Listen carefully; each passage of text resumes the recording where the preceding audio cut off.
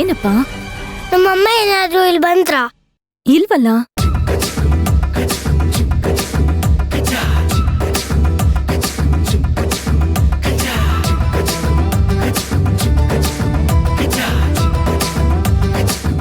ಅಲ್ಲ, ನೀವು ಮದ್ವೆ ಆಗ್ತಾರೆ ಗಂಡು ಹೀರೋನ?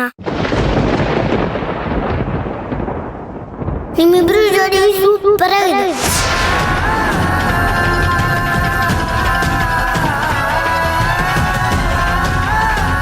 ನೀವು ಆಗ್ಲೇ ವಿಷಯ ಹೇಳಿದ್ರಿ, ನಾನು ಯಾರಿಗೂ ಹೇಳಲೇ ಇಲ್ಲ ಅದು.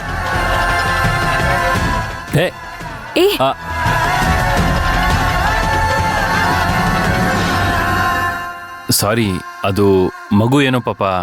It's okay. ಪಾಪ ಮಗುಗೇನ್ ಗೊತ್ತಾಗತ್ತೆ? ಹಾ ಹೌದು, ಮಗು ಅಂದ ತಕ್ಷಣ ನೆನ್ಪಾಯ್ತು. ರಾಘವ್ ಹೇಗಿದ್ದಾನೆ?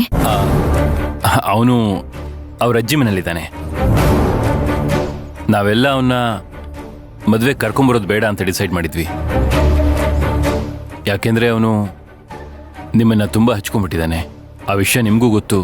ಮಂಟಪಕ್ಕೆ ಬಂದ್ರೆ ಸುಮ್ಮನೆ ಬೇಡದೇ ಇರೋ ಪ್ರಶ್ನೆಗಳು, ಆ ಪ್ರಶ್ನೆಯಿಂದ ನಿಮಗೆ ತೊಂದರೆ, ಅದೇ ಸುಮ್ಮನೆ ಯಾಕೆ ಅಂತ. ಆದರೆ ಇವತ್ತು ಹೇಗೋ ಅವನ್ನ ತಡೆದ್ಬಿಟ್ವಿ. ನಾಳೆಯಿಂದ ಏನು ಮಾಡೋದು ಅಂತ ಗೊತ್ತಾಗ್ತಿಲ್ಲ. ಬರ್ತ್ಡೇ ದಿನನೇ ನೀವು ಬರಲಿಲ್ಲ ಅಂತ ಅವನು ಹಠ ಮಾಡೋದನ್ನ ನಾವು ಸುಧಾರಿಸೋದಕ್ಕೆ ಆಗಲಿಲ್ಲ. ಸದ್ಯ ನೀವು ಆನ್ ಟೈಮ್ ಬಂದು ಒಳ್ಳೆ ಕೆಲಸ ಮಾಡಿದ್ರಿ. ಆಮೇಲೆ ನೀವು ಗಿಫ್ಟ್ ಕೊಟ್ಟೋದ್ರಲ್ಲ, ಅದನ್ನವನು ಎಷ್ಟು ಎಂಜಾಯ್ ಮಾಡ್ದ ಗೊತ್ತಾ?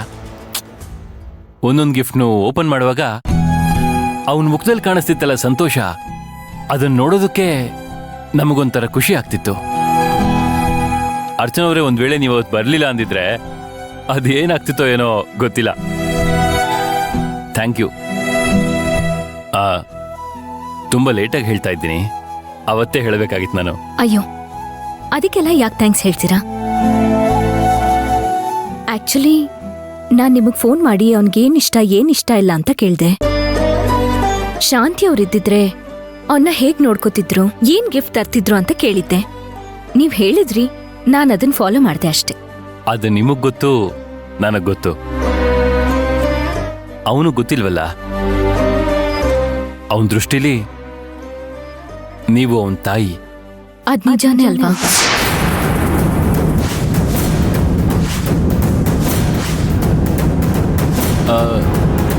ಅಂದ್ರೆ ಅರ್ಚನಾ ಅವ್ರೆ?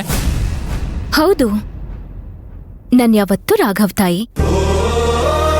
ಅವನ್ ನನ್ನನ್ನ ಆ ದೃಷ್ಟಿನಲ್ಲೇ ನೋಡ್ತಿದ್ದಾನೆ ಅಂದ್ಮೇಲೆ ನಾನು ಅವನ್ಗೆ ತಾಯಿನೇ ಅಲ್ವಾ?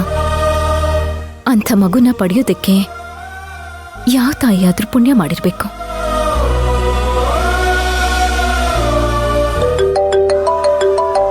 ಸಾರಿ.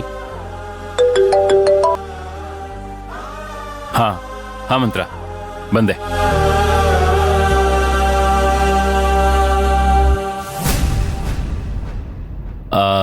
ಅರ್ಚನಾ ಅವರೇ, ಇಫ್ ಯು ಡೋಂಟ್ ಮೈಂಡ್. ಹೇಳಿ. ನೀವು ತುಂಬಾ ಚೆನ್ನಾಗಿ ಕಾಣ್ತಿದ್ದೀರಾ.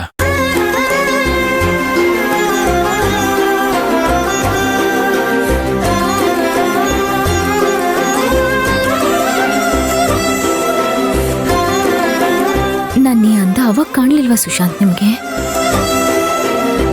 ಅದಕ್ಕೆ ಹೇಳೋದು, ವಸ್ತುನ ಕಳ್ಕೊಂಡ್ಮೇಲೆ ಅದ್ರ ಬೆಲೆ ಗೊತ್ತಾಗೋದು ಅಂತ.